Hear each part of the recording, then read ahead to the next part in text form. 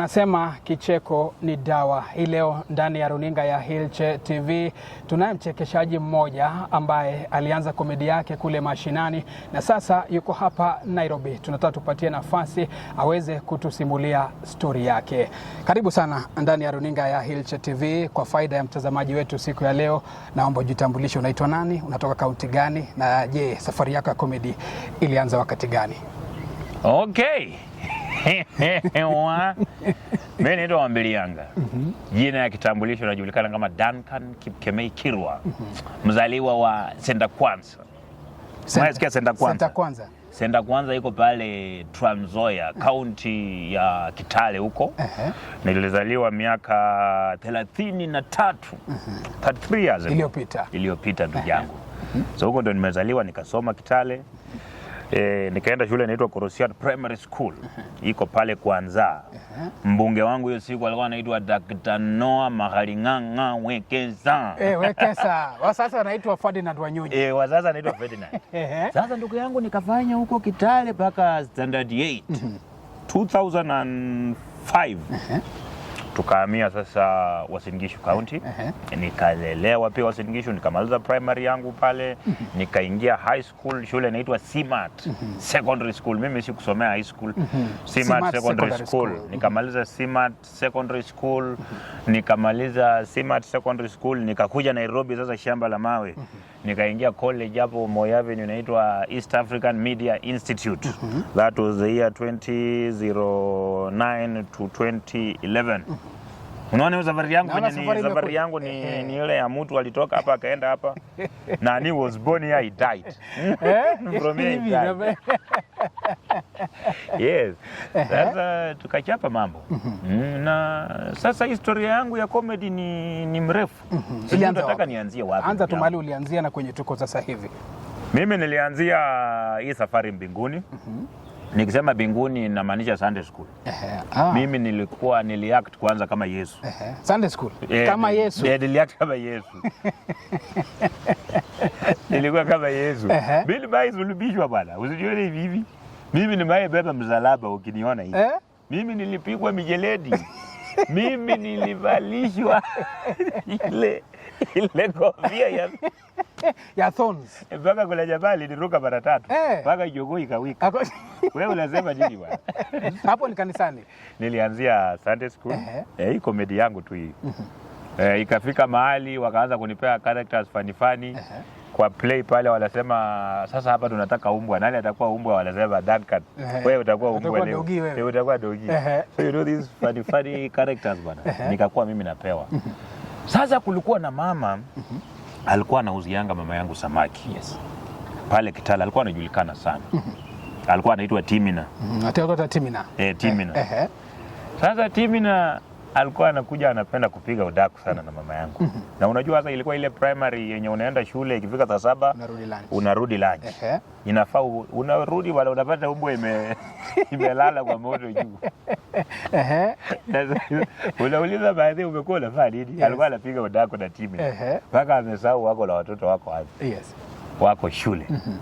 Sasa bana nikakuwa interested kujua huyu mama huwa anapiga udaku gani na madhe mpaka madhe bwana anasahau kutupikia lunch. Anasahau kupika lunch. Kumbe ikakuwa ni story tamu. Sasa akakuwa anaambia mama yangu tu mama Dan. Sasa alikuwa na accent ya Kiluya kabisa ile. Pale ya Trans Nzoia kule. Ile unajua ile Trans Nzoia ni Wabukusu. Yes, Wabukusu. Ukifuatilia sana hii accent yangu ni Wabukusu. So Wambilianga sasa ilitokea baadaye. Wambilianga ilikuja kutokea nyuma sana. Mtu alinipa hiyo jina Wambilianga ilikuwa Mulamwa. Ilikuwa Mulamwa ndo alikopea jina. Juu mimi nilikuwa napiganga udaku ya Timina. Lakini sasa nilikuwa nataka Timina kuwa anapiga udaku kuhusu mtu fulani. So hiyo wakati Mulamwa alikuwa anaitwa Muhindi. Alikuwa anaitwa Muhindi. Ndio tulianza na Mulamwa comedy pale Eldoret. So Mulamwa akiwa mu university pale. Sisi tulikuwa tushamaliza college. So mimi na jamaa anaitwa MC Kiptabut. Tukaanzisha show pale Eldoret. Inaitwa Kiptabut in the Chebarbar Comedy Show. So that was a stand-up comedy. Mimi naitwa Adon Virui. Mimi ni mwenyeji hapa Eldoret. So hii maneno ya mbio mbio ni kitu yetu. Unajua kwanza watu walikuwa wanashangaa wakiniuliza Kipkemei kwani mbona saa yote kina Aspel, Kiprop, kina Kimboy, Ezekiel Saila wanakimbia wanakuwa namba last mpaka saa ile wanasikia kengele wanatoka. Niko na siri. Ukiona mkimbiaji Kenya ameenda kabisa, ameenda astukie kengele. Huyo jamaa anakuanga na mateni, si anakuanga nyuma. Ndiye anakumbuka, kumbe nakuanga na teni ya Brotich bwana, ndiye anachomoka mpio. Unastukia wewe Nicole. Ya kwanza kabisa. Hiyo siku sasa Churchill ilikuwa imeshika Nairobi. Sisi tuko kule mashinani. Tuko mashinani. Tulikuwa tunapeana pale Cast TV. Tulipiga hiyo comedy lakini sasa shida ilikuwa sponsor. Unajua hakuna kitu ngumu. Sponsors wako. Unajua hakuna kitu ngumu kama kuchekesha Wakalenjin. Unapiga Wakale wanasema nilipe. Unaambia mtu nalipa. Unalipa 500 ukuje tukuchekeshwe. Akasema siwezi kubali. Nilipe tu nicheke. Hadi hivi chada kwanza tulikuwa na dread. Yes. Hadi tulipe tucheke. Hivi chada hatuwezi lipa. Hatuwezi lipa. So the journey ikakuwa ni hivyo tukangangana. So mimi nilikuwa najiita Ogademan. Mimi nilikuwa na act kama Nigeria sasa. But accent ya Kiluya, so nilikuwa na blend, naongea kama Mluya kidogo, naongea kama Mkale, naongea kama Nigeria. Mimi nikipiga Ogabos. No, they told like this. The way I'm talking now, I know they chase everybody. When I told like this, people are laughing. Even the pregnant women were touching their stomachs because they say, Oga, this must be so funny. I don't die. So the people they call me now, Oga the top, Oga the man, Oga bossy. Everything about me was big that day. So when people they call me Oga the man, I was now I saw the market. Because the market we had Ofweneke, we had Obina. So I told myself, I cannot do this. The Nigerian part is not doing fine for me. Because I know they do that. So nikaona hii Oga kidogo, watasema nimekopi Ofweneke na Obina. Yes. Nikawachana naye. Nikarudi nikaunda show ingine. Pale Eldoret tu pale bado. Inaitwa Kibeles Achematia. Hiyo sasa ilikuwa ya Kikale. That was 2014-2015. Yes. Ya Munero Aspela. Umetupa mimi mpaka kwa compound juu yani sangu. Amigo mio kabara malik. Yes. Yeah. Yes. Ako ito rame taga yung kangkol kiko bononi. Tukapana pia pale Cast TV. Tukamaliza hiyo tukaunda show nyingine inaitwa Jua Kali Police. So hizo zote ni sitcom. Yes. So with sitcom it's a bit easy because here una script and then nakupatia script yako, so response haiko hapo, lakini with stand up comedy ndio maana stand up comedy unahitaji kuprepare sana because it's either you are funny or you are not. Response funny. Ni hapo. So bana comedy tukajaribu kidogo, reception ikakuwa inatusumbua nini. So Churchill wakakuja Eldoret. Churchill wamekuja Eldoret kupiga bonge la. Ile time walikuwa wanazunguka makaunti on the road. Churchill on the road. Churchill on the road sasa. Wakakuja auditions tukaenda wote, mimi kina Kiptabut, kina Mulamwa, jamaa mwingine anaitwa Joy Rider, anaitwa Chief Munene Rashidi. Comedians wako wengi sana Eldoret. And by then mainstream media ndio ilikuwa kusema sana. Hizi kitu kingine ilikuwa YouTube na Facebook ndo sana. Instagram ndo ilikuwa imeingia. TikTok haikuwa ni nini. So ilikuwa NTV, kila mtu ikifika Sunday lazima watch Churchill show. Kuna faces unangoja. So kulikuwa na kina David the Student. Yes. Kina YY. Hata kina Tricky walikuwa Tricky tuliingia nao hapa nini. So kulikuwa na kina nani Chipukizi. Hao ndo walikuwa kusema hizo. Kina Rico Mondi. Rico Mondi ndo alikuwa na exit. Alikuwa anatoka. Sasa unajua venye audition pale ni moto. Yes. Na nasikia kabla uingie kwanza audition lazima kwanza uchekeshe mkubwa. Hiyo sasa ndio audition. Ndio audition hiyo. Unakuja unapata jamaa amekaa kama wewe. Na cheki Anakuambia kijana piga. Unaanza komedi yako, so umekuja hivi jamaa anakuangalia. Mimi naitwa Duncan, nimetoka Eldoret, anakuambia piga. Unapiga joke ya kwanza. Sasa Wakale mkale hawezi kujificha, akijificha kwa ukuta hivi meno inatangulia. Mkale hawezi cheza hide and seek, akijificha kwa ukuta meno inatangulia. Unapata mkubwa acheki. Unapata jamaa acheki. Amenuna tu. Anakuuliza uko na joki gire. Na hiyo ndio ulikuwa umetegemea. Ni moto hii. Hiyo ndio ulikuwa umetegemea.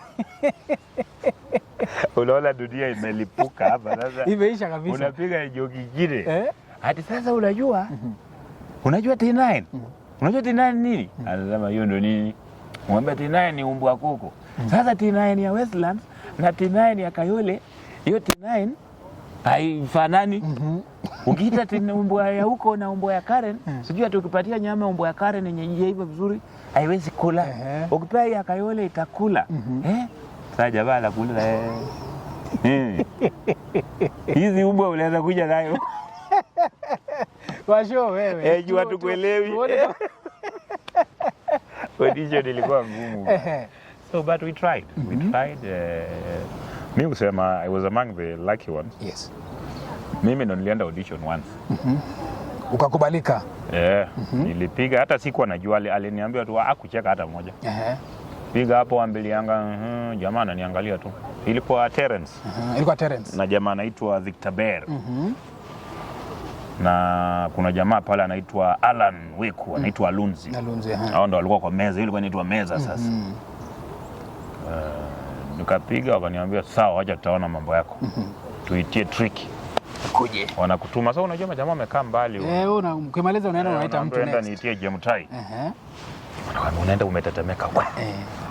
Sasa ndo jioni unaangalia kwa WhatsApp wamesema hawa ndio wamepenya shortlisted. Imagine kwa comedians 200 walikuwa wanachukuanga 20 peke yake. 20 tu. So wanaite nje. Wanaite nje. So ndo after hapo tukaingia Churchill tukapiga. Churchill live. I was successful Churchill live. Throughout my time pale Churchill, show zangu zote I think hakuna show yangu hata moja niliwahi perform yenye haikuwekwa kwa TV. I was among the lucky. Yote ilikula hewani. Yote ilikula hewa. Which that was, unajua ndio ilikuwa advantage ukiwa pale. Yes. Show yako ikipata airtime, airplay I mean. Unaganjwa.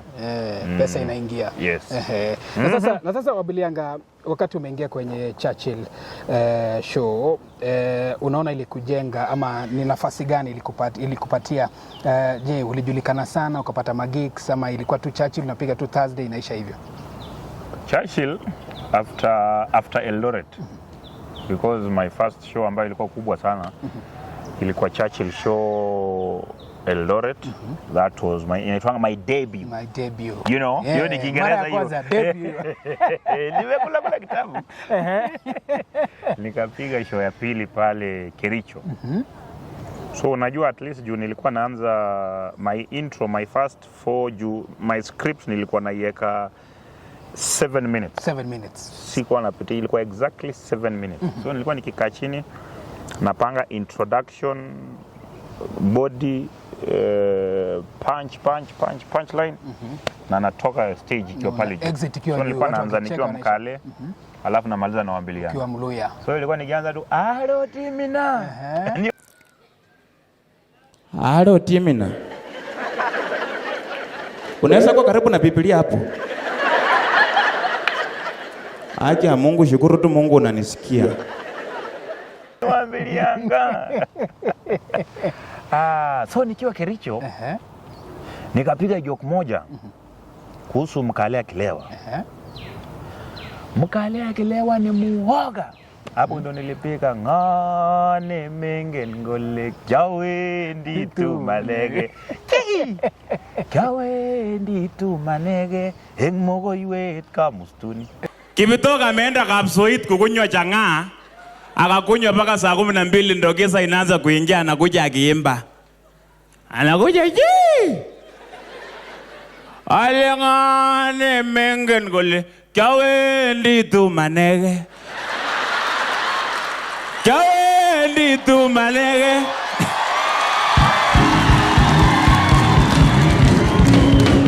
Nilipiga comedy mistari after mistari. Kuna mama alikuwa na mimba hapo mbele, alikuwa tu wai ui, kijana toka, kijana toka, oi, kijana enda.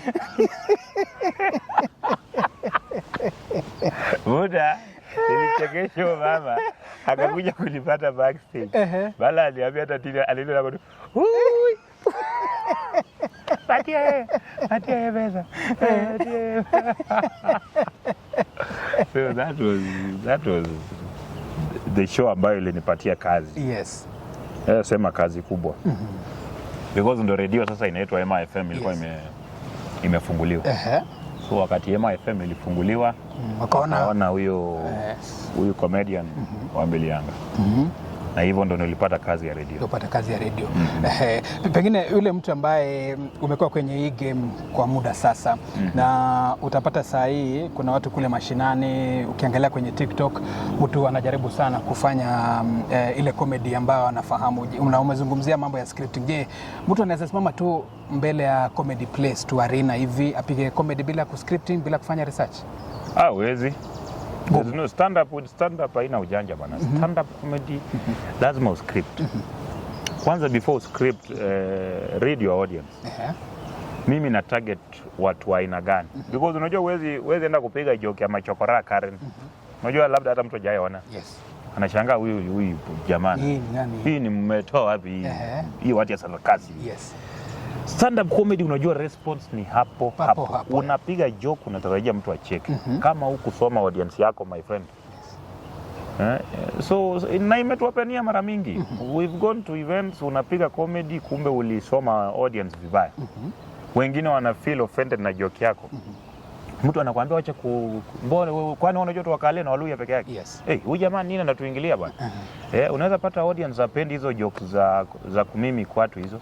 Wanasema ni stereotyping. Stereotyping hiyo. Unasema mbona bwana hii jamani kama anatu profile bwana. Unajaribu kusema wakale wako na meno mrefu. Unajaribu kusema wakale tu hatujui hatuna akili yetu. Unasema Waluya wanakula sana. So pia in as much as unapiga comedy za hapa. Unajua sio sema ati upige comedy kwa kizungu juu Wakenya wanataka vitu wana relate nayo. Yes, nayo. Ukichongoa Mluya na chakula Mkenya atacheka. Ukichongoa Mkale na meno Mluya atacheka. So you see, so ni hivyo mtu asikwambia ati hawezi kuwa international sasa juu wewe unapiga joke ya Kiluya unapiga joke. No, hata Kevin Hart akikuja Kenya ata-read audience ya Kenya. Atakuja kuongelea hiyo story ya Wakale akikuja hapa. Because hawezi kuja kupiga comedy ya US hapa watu waielewe. Unapiga comedy yenye Wakenya wana relate nayo. So that is with stand up. Hiyo ni stand up. Sasa kuna wakati mmoja Churchill Show iliweza kukutanisha comedians kutoka Afrika, kuna watu kutoka Uganda, kuna wale kutoka Tanzania na mpaka hata Rwanda. Je, umewahi kuassociate na baadhi ya comedians kutoka nchi ya Kenya na hao ni kina nani labda? Tumenini na Salvador, tumepatana na Clint the Drunk, huyu mama wa Uganda, Kansime. Because hao ni watu tumeinteract nao backstage. Tumenini na wasanii wengi kina Mbili ya Bell, ile wakati alikuwa amekuja Churchill. Tumeinteract nao sana wakatuambia venye international nini iko. Na sasa wakati Kipsalvei wa Mbelianga hayuko kwenye stage kwa comedy kule, hayuko kwenye radio, wa Mbelianga anafanyanga nini nyingine? I'm a corporate MC. Corporate MC. I'm an entertainer. Mimi upiga comedy huko nje kama kuna India parties, kuna matanga, mazishi, harusi, koito, team building. Hizo ndo mimi hufanya. Mimi ni MC hatari sana. Mimi kuchangamsha crowd. Kwanza India parties. Mwaka imekuwa mrefu. Mnataka mtu awachekeshe. Comedy ile wafanyikazi wana relate nayo kuhusu mfanyikazi na boss. Unajua hapo mimi nasemanga hapa ni kujiwachilia. Juu itafika mahali the bar will be open. Usikaribie boss, utafuja useme siri. Ukaribie boss umwambie kwa hii kampuni watu wakupendi. Isipokuwa mimi peke yangu. So that's what I do, man. Na pengine labda umesema wewe ni corporate MC, pengine tu kuna harusi tu umefanya umepiga, ukasikia yenyewe imekubali. Kama gani kwa mfano? Ni mingi nimefanya ndugu yangu. Ni mingi nimefanya sana. Mimi client ukinipa kazi wanasemanga event yako ya leo ndio noma kushinda ya jana. So mimi ukinipa kazi na kupangia content yenye itafurahisha wewe na wageni wako. So siwezi sema niko na specific event but nimefanya mingi. Nimefanya both corporate na hizi social. Yeah. You know during my time, people used to look for me. Yeah. Wanakuja hadi studio hapa nafanya kazi, wanasema Wambilianga, ningependa kufanya interview na wewe. Hivi. So nilikuwa na wanini, tunafanya kazi nao. A very good example ni Senge Helena, that guy. Unaona wanasemanga talent. Mungu akikupea talent. What you need sasa ni consistency.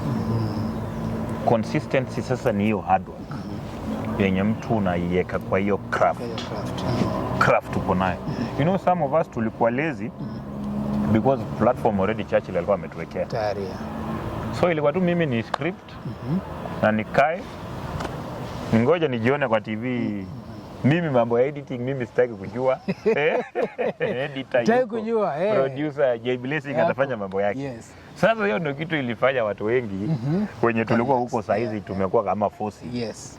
Because kazi yote ilikuwa inafanywa na kina Jay Blessing. Production mzima tu, crew mzima. Sasa our content creators wa saizi, wewe ndio producer, wewe ndio editor, wewe ndio director, wewe ndio kila kitu. And that is how Senge Helena used to push me. Senge Helena used to tell me, "I wanna bro. Mimi ningekuwa kama ningekuwa na talent." Yes. So me I'm like, sasa huyu jamani. Ananiambia nini huyo? Mimi Saturday bwana liko. Uko baba yako? Wacha chachi lipotee bwana. Hiyo ndio mkajua sasa. Ndio tukajua hii. Hapa. Ndio tukajua hivi vijana walikuwa wanasema ukweli kabisa. Ilituramba bwana. Sana. Wale tulikuwa tujijipanga social media because hapo saizi unajua mainstream media sasa hakuna mtu ana watch. Kuna mtu by the way, watu wako kwa mtandao sasa. Watu wako mtandao, mtu wako tu kwa simu ana search. Wambilianga, unapata mtu Wambilianga ulienda wapi bwana? So you know size ni consistency. Yes. Ile kitu unarusha kaende. So angalia sasa mtu kama Senge. That guy is big. Big. Senge Helena ako both locally and internationally. Huyo ni mtu anapata performance majuu. Nilikuwa naambiwa anashughulikia visa ya Australia, Canada. Apige shughuli kule. Yeah, so that's one thing that the new nini imekuja kutufunza that saizi ni wewe kujituma. Kuwa na kamera yako hivi, kuwa na idea, piga back to back. Consistency. Yes. Consistency ni key. Na labda umezungumzia baadhi ya comedians ambao unasema umewalea, umewapatia motisha, na ukiangalia trend ya comedy sasa hivi Kenya inaendaje? Bado ni kama ile wakati wenu ama imechange kidogo? Comedy sasa imechange. Siwezi kudanganya. Alafu imechange na unajua audience pia lazima uende na venye watu wanaenda. Watu wanataka content aina gani? Watu wanataka kitu inakaa vipi? Is it urban? Is it local? Na kama unapiga zile za kitambo, if you are mimicking, kama una mimic Moi, let's say una mimic William. Unajua kukopi tu William, unaweza chekesha watu siku moja. Unaweza copy William leo. So apart from we kukopi William, now can we have a funny William? Yes. Juu sasa unapatanga watu wengi, mtu anajua kuimitate. Labda unajua kuimitate Wambilianga. Lakini sasa inafaa uniimitate na vitu fun. Sio kurudia kitu mimi nasema ndo ukue funny. Juu ukisema sasa unafanya comedy ya kukopi mtu, Unajua hivyo ndo kina Ojwang walikuwa wanafanya 50 years ago. So watu wana evolve. Kama una copy huyu leo, angalia kama venye J Modesti anafanya. Yeye yani unashangaa huyu jamaa anatoa wapi content. Yes. Daily. Kila siku. Yes. Sasa umezungumzia mtandaoni, watu wengi wako kule na kwa wakati mwingi na kufuata pale comment section, watu wanakuambia kuna alama uko nayo kwenye macho. Wanasema hii alama ilitoka wapi na mbona haijawahi potea? Hii ni G-spot Hiyo ni G-spot. Hii alama likiguzwa lazima fit. Now, wacha nikwambie hii alama. Yes. Hii alama iko na historia yake hatari sana. Yes. Hii alama imeninyima kazi mingi by the way. Hii alama hii G-spot yangu hii. Imekunyima kazi mingi. Yeah.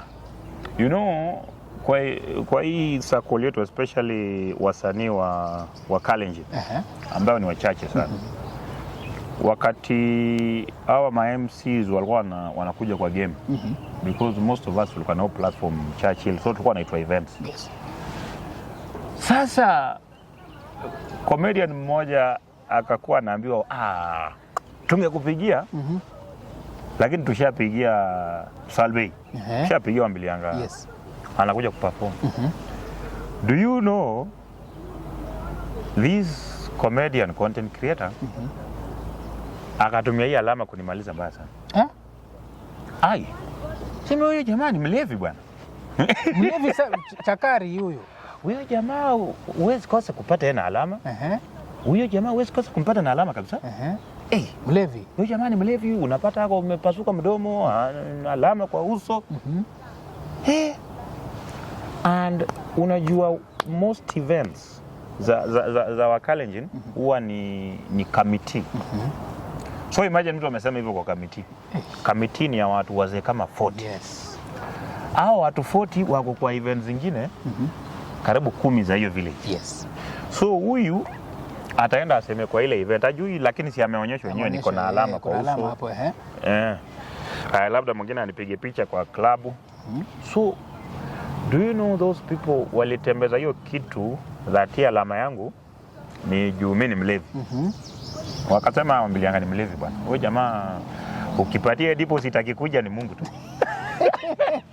Ati hawezi kuja ni ya ulevi. Ushamlipa. And mimi mwenyewe nikiwa Wambilianga. Hao majamaa walikuwa wanakuja mpaka hapa Media Max chini. Kuningoja because wengine ndo wameanzisha tu shows, ndio wameanzisha podcast. Mtu wako na sijui anataka kuanzisha nini. Because mimi niko na jina, unakubali, mimi nakubali. Juu mimi siwezi kuwa ati niko na ubaya. Where you do your thing, wewe unafanya kitu tofauti sana kabisa, na what Wambilianga anafanya.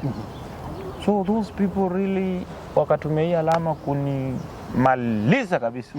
Wakasema na yenyewe mtu akiona huyu jamaa ako na alama, hakuone next week tena iko asema huyu jamaa atawahi wawa. Mpaka mimi napata na mtu anani advice kwa street. Aniambia Wambilianga, ai punguza bwana. Sasa unaona hii ingekung'oa macho. So this thing, hii kitu inaitwa vitiligo. Tunasema vitiligo. Vitiligo whatever. It's a skin condition. Unaona nywele ni white. Ni white hapa. Zoom hapa nywele ni white. So this condition nilikuwa imenishikadi hapa. So ni a skin condition where sijui melanocytes inafanya nini. So inaanza ikiwa kama pimple. Ina spread. Unaonanga wengine wako nayo kwa lips huku, kwa mikono, kwa shingo huku. So ni juu yangu, ni juu mimi ni mweusi. So kwa watu weupe huwa uwezi, sio rahisi we notice. So it's a condition. It's not a disease. It's a condition na haina dawa. Ni condition inaweza potea tu yenyewe ama iendelee spread. But kuna dermatologist hapo pale Eldoret ananisaidia ndo unaona imebaki hapo. Sasa wale wananimaliza ni hao marafiki zangu tu. Wewe unajua it does not cost you a thing. Juu unapatanga most of us during this festive seasons tuko booked. let's say unanitaka Wambilianga tarehe 5, mimi nakwambia tarehe 5 niko booked. Si ujaribu Sengelena, si ujaribu Nosh, si ujaribu MC Kiptabut. That is now having a good heart. You refer someone because unajua I'm capable of. But these people they want. These people they want.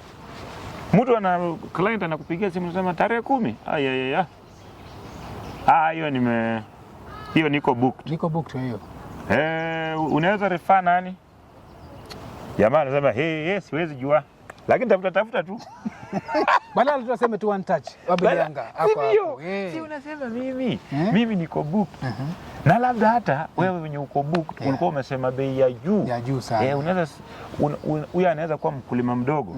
Ama mtu aseme Wambilianga alikuwa anataka kukupea 70,000, sema yenyewe 70 iwezi. But wacha nikupatie nani ndo huyu mtu. Na atakufanyia kazi fiti. Which haitakucost kitu.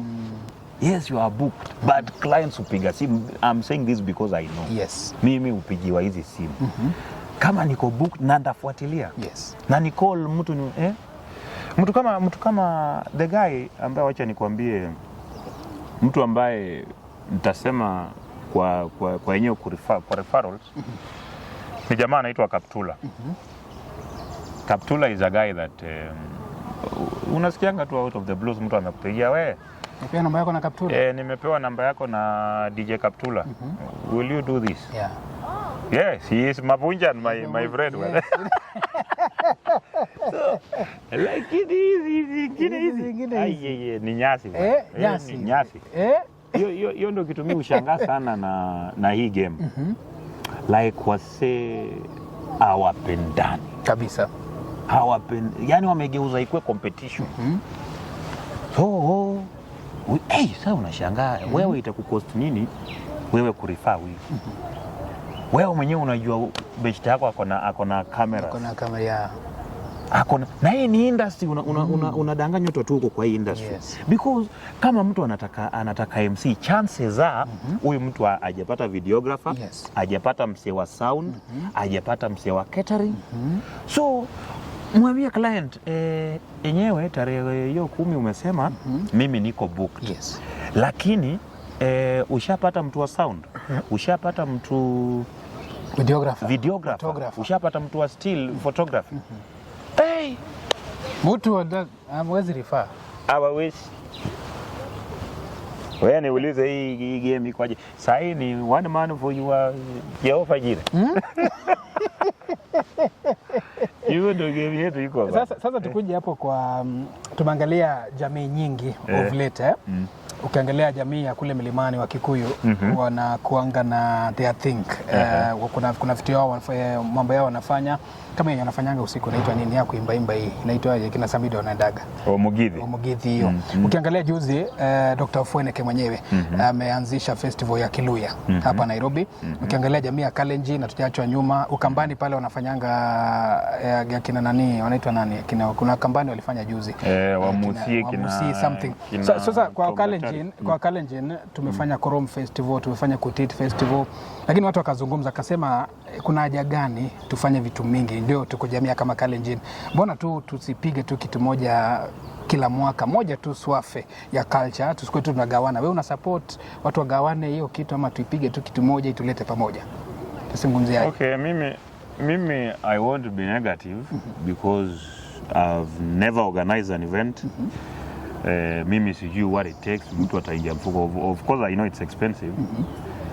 But I told you ina boil down kwa hiyo shit nimekwambia.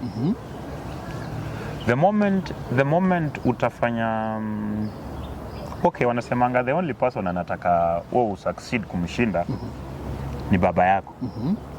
The only person anataka usucceed kumshinda ni baba yako. Iko pia kwa hii game. Yes. Wewe hujasikia waimbaji wakisema fulani anaroganga watu kwa hii secular. Nasikia Edwin. Wanasema ati fulani si uache kuua wasanii wetu. Acha kwa wasanii wetu. Nimesikia hiyo maneno. Hujasikia baba? Wakisema ati fulani anaua watu ndio nyota yake hii. Ndio nyota yake iende kung'aa, endelee kung'aa. Ndio nyota yake iende kung'aa. I won't mention names. Yes. But kuna tu wale wako na roho tu roho fulani roho ya mawe. roho tu fulani ile sijaipenda. Like for me ni juu mimi nitakwambia events is totally different. Me I'm a comedian. I'll remain to be that. And I believe I am funny. I believe I am funny in my own world. Yeah. But what is killing most of hawa watu ni hiyo kitu nakwambia. If wangekuona una grow na hiyo nini ya kusaidia mtu, referrals piga tu referrals. Piga referrals. Yes. Sikumia tu mtu kitu. Hata wengine watafeel because unaona hizi vitu zenye wasanii wanafanya homecoming. The best way ingekuwa ni wewe kurifa huyo mtu. Yes. Hata ukikosa kwenda wasiseme fulani hajakuja, fulani hajakuja harambee, because deep down wewe unajua mseme umpatia events. Mimi umrifa. Na ukipatia msanii event mlipe poa. Mlipe vizuri. Because you know msanii kwa msanii, because some of these wasanii wako na brand iko huko juu. So mtu anaona anakufanyia favor. Yes. Of which haifai kuwa hivyo. Wewe ni brand, umeorganize event yako. Nilipe venye wewe ungependa. Because mimi I've gone, I won't lie to you. Mimi I've gone to these events zao watu wote. Nimeenda zote. I've gone kwa interview zao. I've never been paid kwa hizo events. Umezungumzia watu wengi wamekaa kwa cycle yako ya comedy. Umezungumzia Churchill, umezungumzia Mulamwa, ukazungumzia kina Salvador, ukazungumzia kina Chemutai. Lakini kuna mmoja ambaye hajakuwa kwenye comedy sana, lakini nafikiri kazi yake mingi ni kwa UMC, Excellence Arap Kemei. Amekuwa ni mtangazaji kwenye redio, ni mwanahabari. Uhusiano wako na Excellence Arap Kemei ni gani? Arap Kemei sasa aliniintroduce kwa corporate world. Vile una perform comedy kwa audience ambao ni watu serious. You are doing comedy, yes, lakini unajua niko nachekesha tajiri. Na PSS wako hapo. William ako hapo. Ile joke utaiframe aje. Yes. That's what Kemei alinifunza hiyo. Na karibu ni msahau aje ba. Yes. Nilikuwa najua itakuja. Arap Kemei alinifunza comedy ya corporate. That guy is funny. Sidhani kama kuna comedian mkale anafikia Arap Kemei. That guy anapiga comedy. Sijaona mtu anapiga comedy for 4 hours. Jamaa Arap Kemei akiingia stage mbele yako wewe toroka. Waenda tu kabisa. Ai. Wewe toroka tu. Arap Kemei ni mtu alikuwa anachekesha kina Biwot bwana. Biwot anacheka mpaka waleze ongezea hiyo. Total man acheke. Total man acheke. Kina Margetu buda wanaisha. Wazee wanaisha. Haya watu ni mlaki tu kwa watu ni. What are you saying? What are you saying? Unasemaje? Arap Kemei. Na pia nipatie flowers yake Mwalimu Kendagor. Yes. Cheptabore taganeto Chemel TV. Na hiyo nini yake imeenda kabisa. Kendagor alinipa events mingi sana. Huyu at least kwa referrals. Wacha nikwambie Kaptula, so Kaptula, Kendagor. Mimi nitawapea flowers. Hawa ndio watu wamenipa referrals. Wanapiga referrals kabisa. Kaptula, Kendagor, Arap Kemei. Ndio kupiga referrals. Hawa ndio watu at least wana roho mawe na MC Yogoyogo. Na MC Yogoyogo. Hata MC Jafe. Yes. Hawa ni watu kwa referrals na kwa referrals. So because I could cost anything. Just refer. Yes. Sasa tukielekea kumalizia Churchill Show kidogo imepotea hewani na saa hii unafanya kwa redio, labda safari yake ya comedy umetia kikomo kwa muda ama bado unaendeleza pale pengine? I'm doing a very big movie with Uasin Gishu County. Inaitwa Ground 64.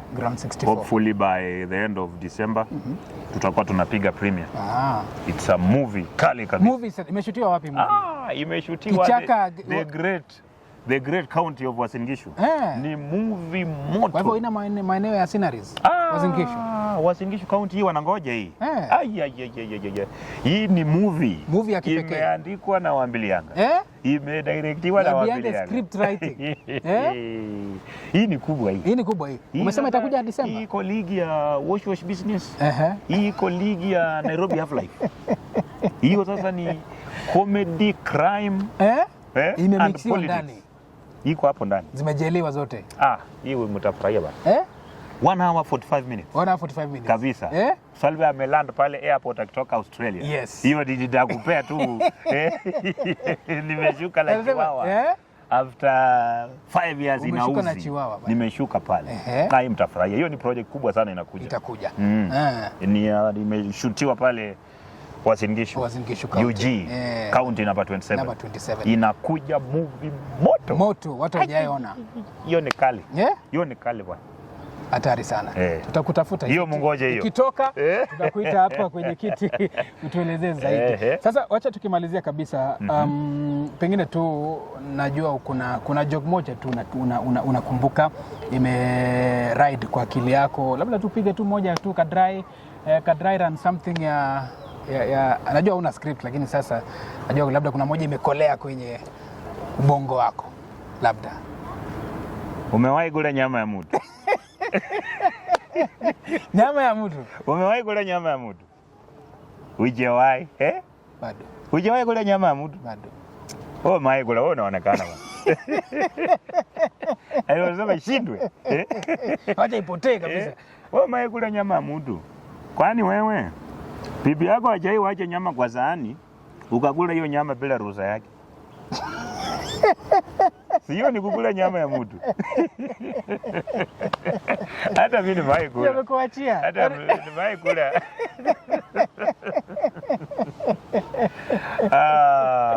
Wacha tukafunge. Fanya hivi.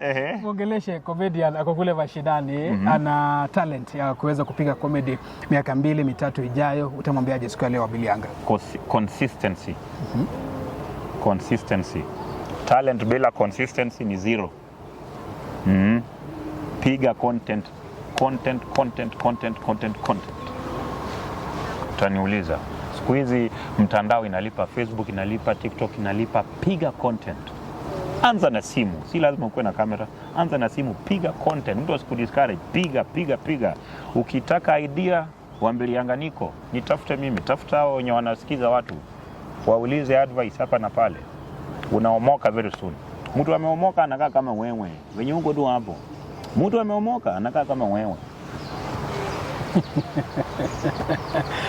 Sauti yake Bilianga, mmoja wa comedian ambaye taifa hili la Kenya linajivunia sana kuwa na mtu kama yeye. Amezungumza ama kusimulia stori yake papa hapa ndani ya runinga ya Hilche TV. Naitwa Hilary Cheruyot. Wacha tukafunge. Kwaheri.